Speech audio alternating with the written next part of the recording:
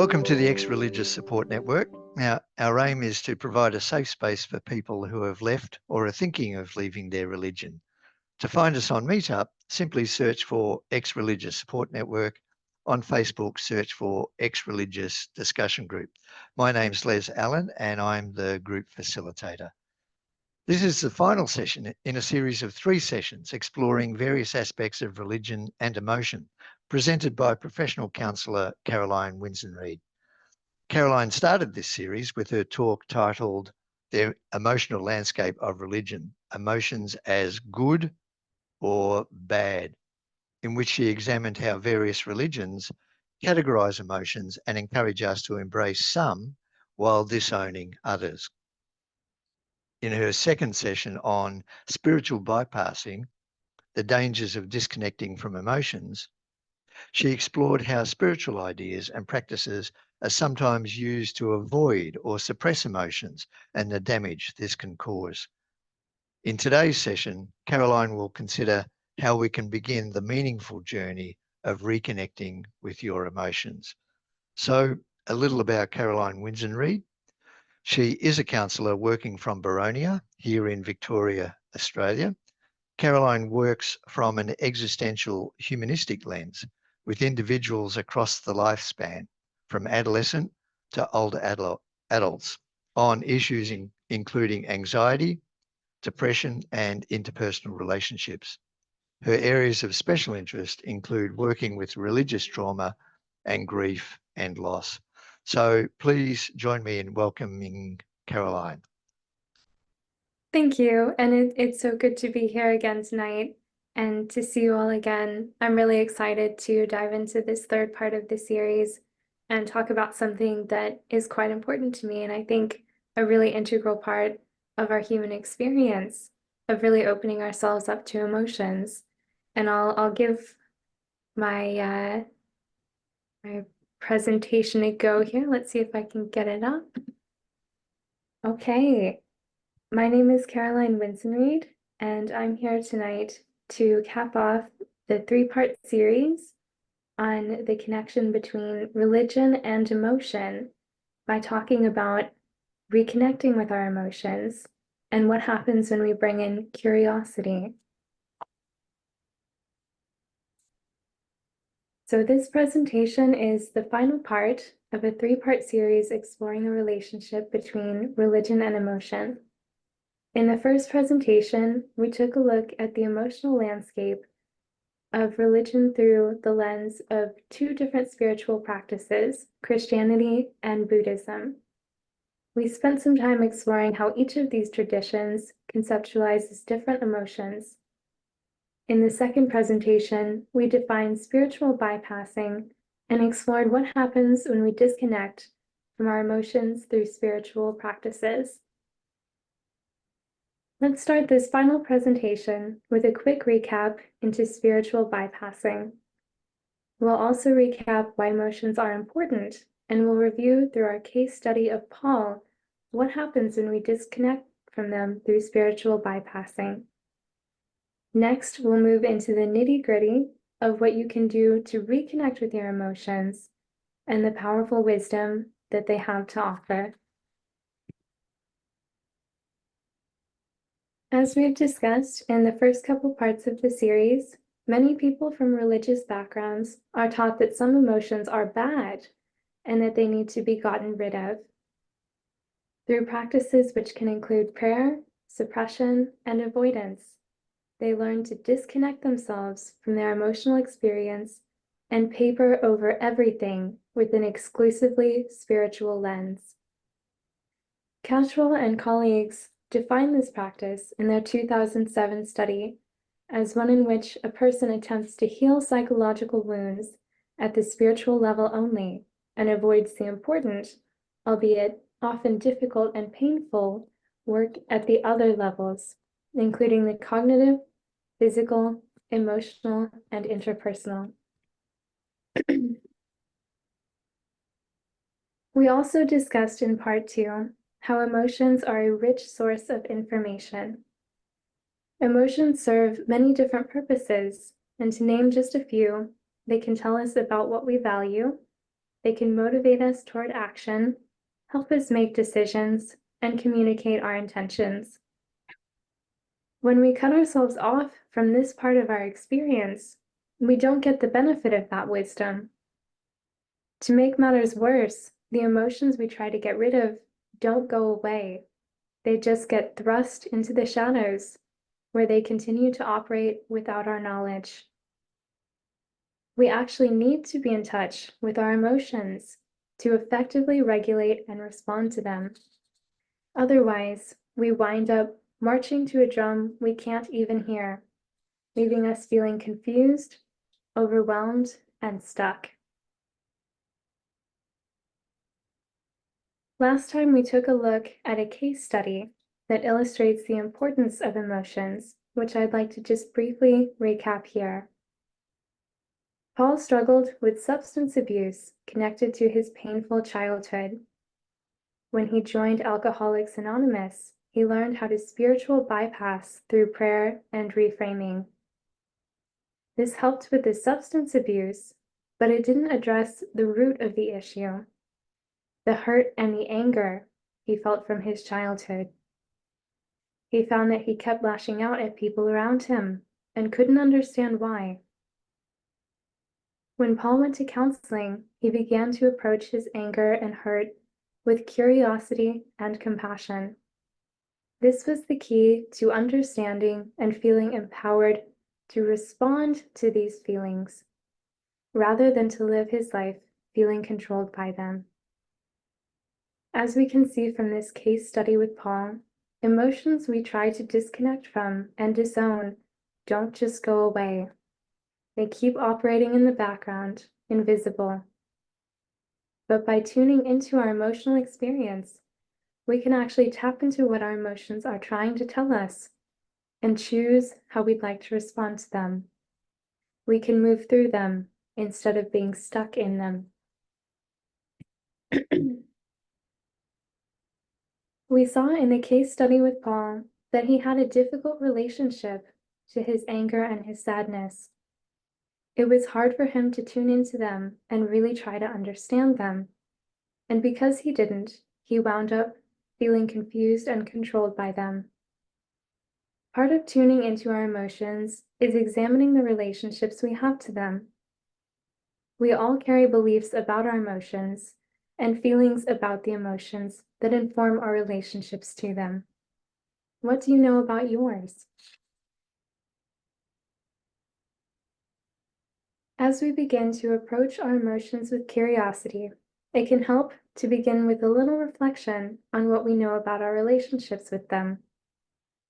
Which emotions get the most attention and compassion from you? Which emotions might need a little more of that attention and compassion? It's also helpful to think about how this might be influenced by the values you've attached to them, values that perhaps you learned from your religious upbringing. Are there some emotions that your religion taught you were good or bad? What messages do you carry with you about your emotions, and can you remember where you learned these? Everyone has different relationships to their emotions, sometimes gravitating toward particular ones more than others. But it can be a sign of a disconnect or of a belief that an emotion is bad if you find yourself tempted to say that you never or almost never experience it.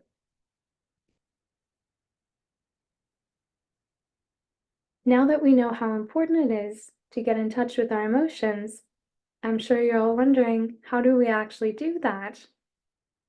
As we reconnect with our emotions, we want to approach them with mindfulness, curiosity, and compassion. In the next few slides, I'll touch on each of these elements and we'll give a few examples of how to utilize them. If we want to connect to our emotions, we need to first make space for them.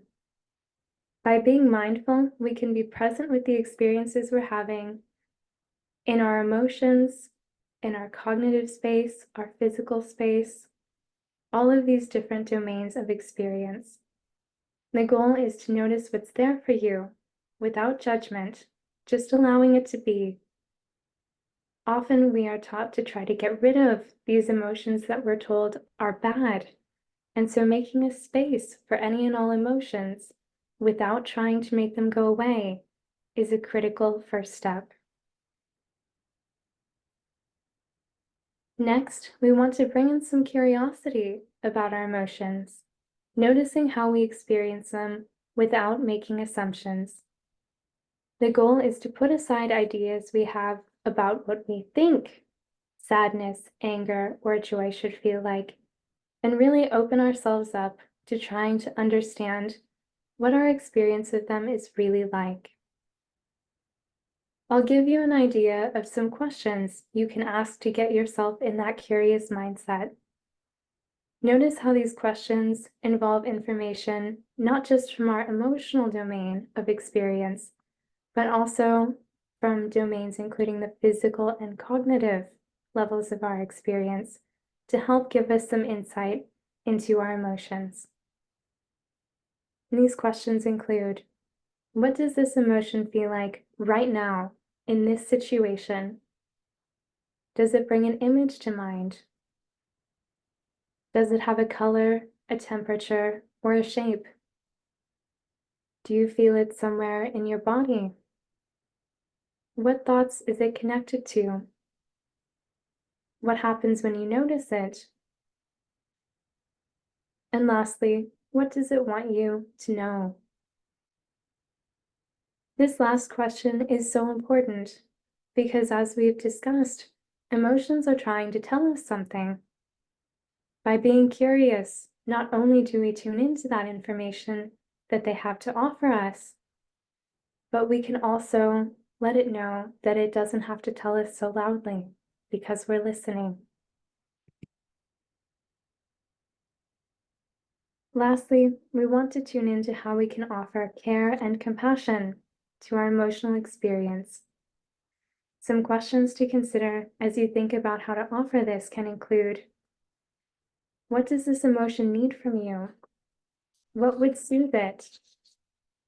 How can you thank it for the information that it's offered you? And how can you let it know that you're listening? Tuning into what the emotion needs from you can help you find clues for how to move through the emotion and put the information that it's offering you to use instead of being stuck in it. This can also help soften intense and overwhelming emotions. They are just trying to get our attention, and by listening and offering them care, we can let them know that they don't need to be blasting the alarms. We've gone over some key questions to ask ourselves when we're trying to tune into our emotions. Now I'd like to dive in a little deeper and explore some tailored questions that can help us with specific emotions. I'll be using anger and sadness as two examples. You may recognize this slide from part 2, when we talked about how each emotion, even ones that we might be used to considering bad, can actually provide unique and helpful insights. We'll use these ideas to help us construct some pointed questions for anger and sadness. Some specific questions that we can ask our anger include, what is this anger trying to protect? Do I have boundaries that I feel have been crossed? Do I have needs that aren't being met? Do I sense that something I value is at risk? And finally, what changes can I make to address this? These changes might be interpersonal, such as setting boundaries or having a discussion about our needs. They could be cognitive, revisiting the narrative, or they could be physical, such as getting some space or changing my environment. Some specific additional questions we can ask about our sadness include, what was meaningful to me about what I've lost? What about the loss do I need to let go of? And is there an element of the loss that I can hold on to? How can I adapt to the loss? And finally, do I need some extra support? What kind of support do I need?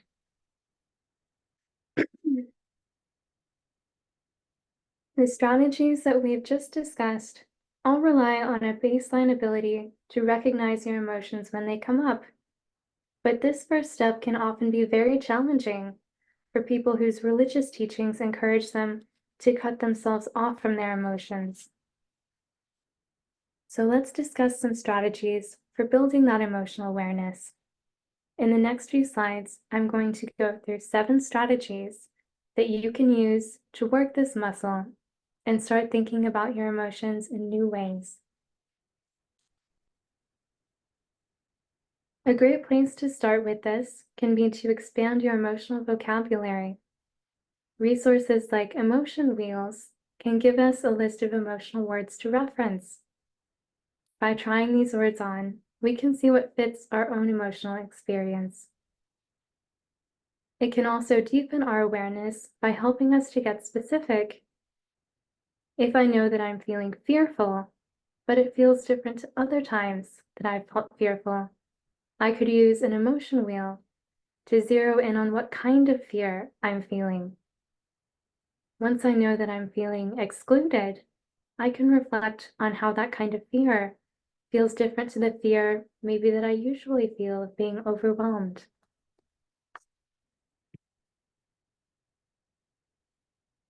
We can also learn about our own emotional experiences by reflecting on the experiences of fictional characters. As you read a book or watch a movie or TV show, challenge yourself to reflect in depth on the emotional experiences of the characters. Maybe you could ask yourself, what are they feeling? What clues you into their emotional experience? Have you ever felt like that before? And if so, when? How does this character respond to their emotions? Would you respond the same way in a similar situation? Or would you respond differently? Why? If you have trouble identifying your emotions, it can also help to think of some times when you can remember feeling them strongly. What kind of physical, cognitive, interpersonal, spiritual, or philosophical experiences accompanied that emotion? What can you learn about these connections that might help you identify the emotion in other instances, even when it's not as strong? Journaling can be a helpful way to consolidate what you're learning and to build a reference to look back on. This can look like a daily diary or even a mood journal.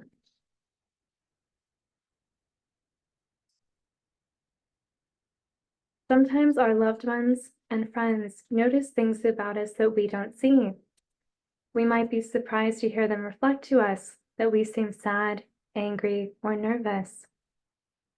Listening to a friend or loved one's experience of us can give us a window into our emotions from the outside. But it is important to be mindful that their perspective is only one perspective and will be colored by their own personal experiences and beliefs.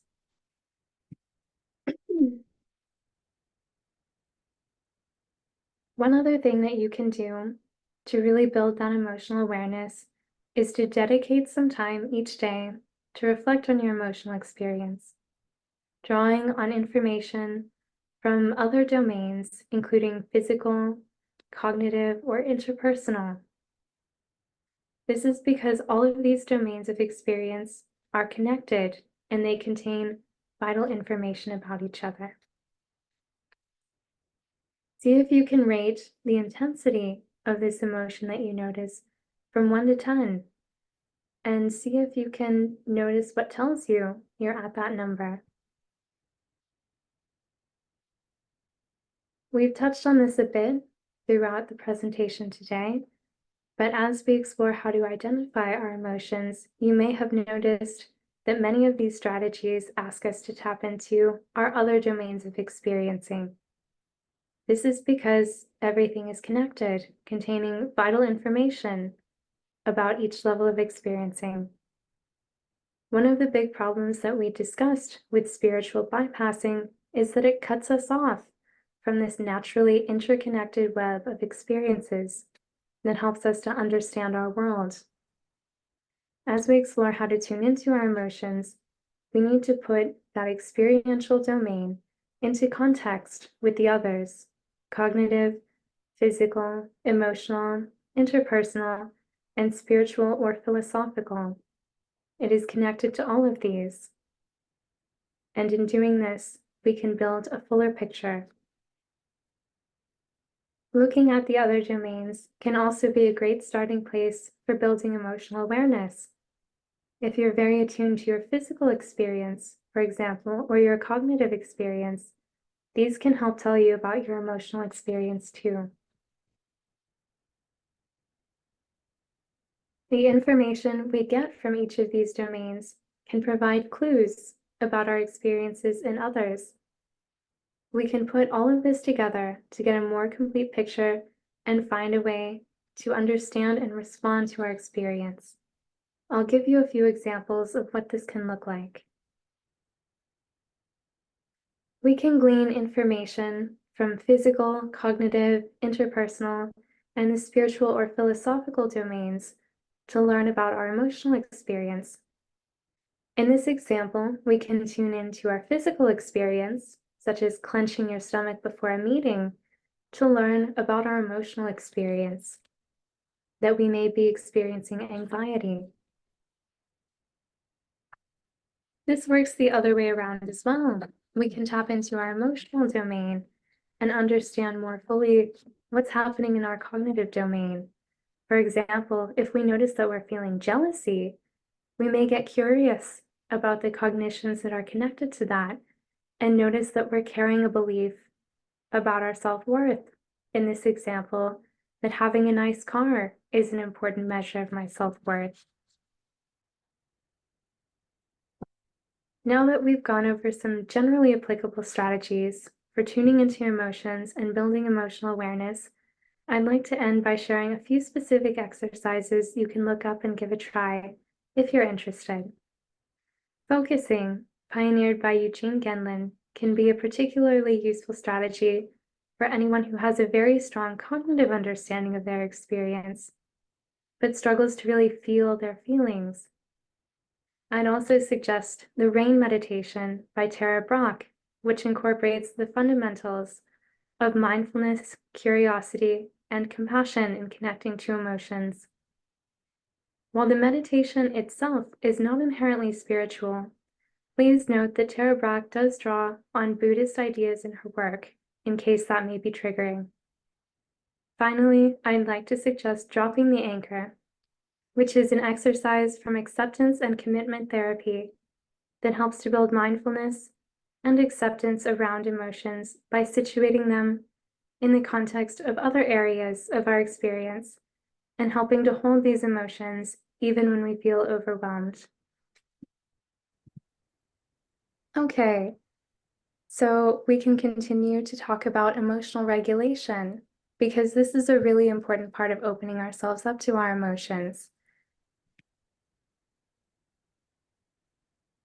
And what I mean by emotional regulation is turning the volume up or down on our emotions. As we've explored, emotions are spontaneous and automatic. We don't choose to have them, but we can choose how we respond to them. We can turn the volume up to listen to the important information they offer, as we've been exploring in some of those reflective exercises. But we can also turn the volume down, and this can soothe overwhelming emotions and make space for other parts of our experiencing.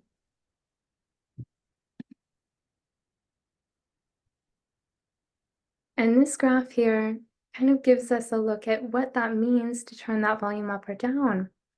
When we turn the volume up, what we're doing is we're bringing attention to our emotions, being curious about them, and using meditative and reflective exercises to really tune into them. When we turn the volume down, we're engaging in cognitive reappraisals, contextualization, mindfulness, acceptance, and flexible attention. And that's a bit of jargon there, so I'm going to give you a couple examples of what some of that means. One example that I like is if you're driving and someone cuts you off, you might feel quite angry because the way that you're interpreting that event is that they're being a reckless driver and they don't care about anyone else's safety. But if you take a moment to explore that interpretation and open it up a little bit, you can use a cognitive reappraisal and see if you can reinterpret the event. You can consider that maybe that person just realized they had to exit, they have to make it to a meeting, and they actually weren't even thinking about the other drivers, but they feel bad about what happened. And in opening ourselves up to these different interpretations, we can find that that changes the narrative that's attached to that emotion, and that can actually turn the volume down on that emotion. We can also use flexible attention to bring our awareness to other parts of our experiencing. Instead of letting the emotional experience take up all this space and all of our attention, we can be flexible with that attention. If we're running late for a meeting and we're stuck in traffic, we notice we keep looking at the clock in the car, we keep thinking about how angry our boss is going to be, we're letting that emotion take up a lot of space. And so what we want to do is be flexible, bring that attention into other areas of our experience, maybe noticing the trees on the side of the road, or just even following the path of our breath. And by involving these other domains, we find that we can actually turn that volume down a little bit, and that anger doesn't feel quite so intense. Paradoxically, it can also be very helpful just to mindfully accept that the emotion is there.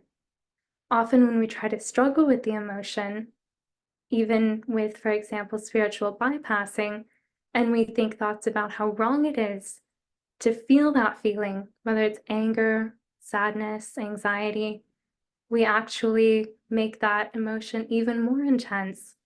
And by accepting that it's there and saying, okay, here is anger, that actually has the effect, surprisingly, of soothing it. Emotional regulation ideally should be a flexible process, allowing for us to hold our emotions gently. We don't want to turn the volume off and push them away. We also don't want to blast the volume so that it drowns out everything else by leaning into our emotions so much that that's all that fills the space. I want to also touch on something that I feel is a really important part of this, and something that we discussed in the discussion section of the last presentation, which is that our emotions are morally neutral. Any emotion, whatever it is neither good nor bad. We may not like the feeling. Many of us don't particularly enjoy being sad or angry or anxious, but that doesn't mean that the feeling is bad. We may also not like how we respond to it. For example, when we're angry, we may silently seethe or we may raise our voices, and we can dislike the reaction, but that doesn't make the emotion itself bad. The emotion is just an experience. It just contains information for us, and our choice is in how we respond to that emotion. Oh, I've jumped ahead of myself here and already read this slide, but to recap this a little bit, the important part here is not about the emotion and making a judgment about whether that's good or bad and whether we want to try to get rid of it, because we don't want to try to get rid of our emotions. We just want to be flexible in turning that volume up or down, and we want to involve that emotional experience in the context of all of our other levels of experiencing so that we can make choices that are well-informed and that feel right to us.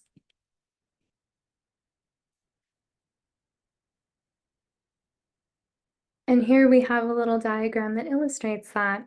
So we never want to emotional bypass either. We don't want to give our emotions the spotlight and push every other level of our experience to the side because they're all important. We want to engage our emotions, our cognitions, our physical experience, and all of the information that these have to offer to us, as well as our spiritual or philosophical lens that usually has our values. We put all of this together, really try to understand this experience, and then we are faced with a choice. How do we want to respond to this experience in a way that aligns with our values? And this is what we have control over, is in choosing this response. Something that I think is really common for people who come from religious backgrounds is a worry that they'll be overpowered by emotions if they listen. They've been taught that these emotions might get the best of them, that they'll be overcome by their anger and out of control if they let themselves experience it. But in fact, we need to turn up the volume sometimes to know how to turn it down. We need to listen to our emotions and try to understand them in order to know how to respond to them. Just like we discussed as we were talking about being curious about our emotions, we need to actually ask them those questions, understand what the physical signs that tell us they're there are. We need to understand what are the cognitions that are attached to them. And we need to understand what they're trying to tell us and what they need from us in order to really effectively turn that volume down and soothe them when it's appropriate. And something that I really like to emphasize here as well is that situational context is key.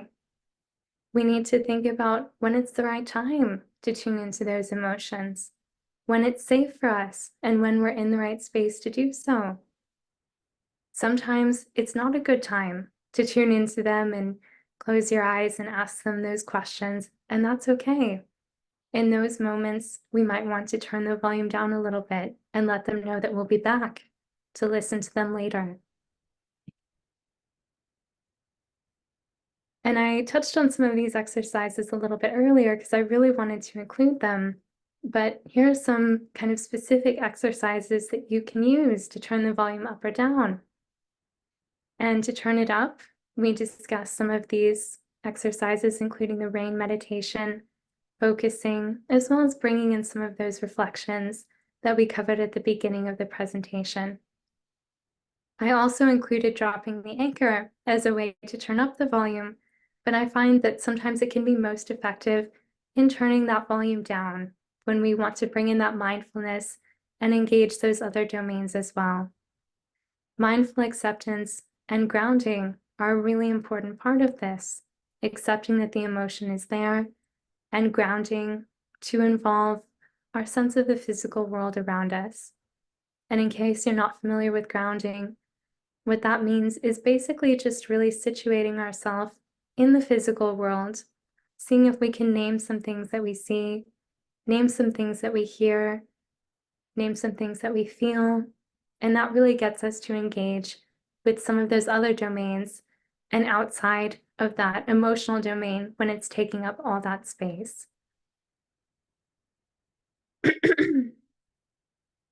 And finally, I want to touch on just some general factors that I find really important in healing from this element of religious trauma and from religious trauma in general, which includes support groups, reaching out and talking to people who have had similar experiences to you. Therapy can be a great place to start exploring how to tune into these emotions and reconnect with them again, particularly when you're working on that first step of building emotional awareness. Telling your story can also be an important part of this, to let people know that they're not alone, and to hear other stories, to know that you're not alone in this. And that's all from me for tonight. So thank you again, everyone, for having me and for bearing with me during the PowerPoint switch. I appreciate your patience. Thanks very much, Caroline. Now, before we move to, first join me in thanking Caroline for a very informative presentation. So before we go to questions and discussion, I just want to remind you that the recording for this session will be posted on the rationalrealm.com website, so it's www.rationalrealm.com, along with the podcast, and also you'll be able to download Caroline's PowerPoint presentation slides as well.